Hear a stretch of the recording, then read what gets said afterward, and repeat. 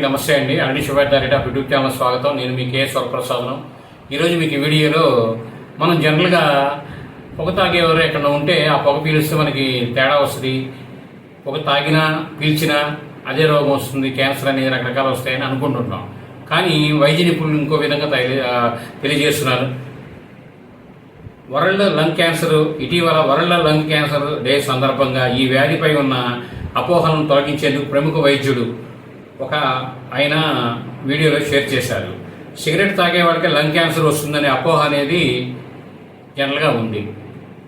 కానీ ఇంట్లో వంట చేసేటప్పుడు వచ్చే పొగ, దుమ్ము మరియు ధూళి, వాహనాల పొగ వల్ల కూడా లంగ్ క్యాన్సర్ వస్తుందని, తరచూ దగ్గు రావడం, ఊపిరితిత్తుల్లో ఇబ్బంది, బరువు తగ్గడం, ఛాతీలో నొప్పి ఉంటే వైద్యుడిని సంప్రదించాలని ఆయన తెలియజేశారు.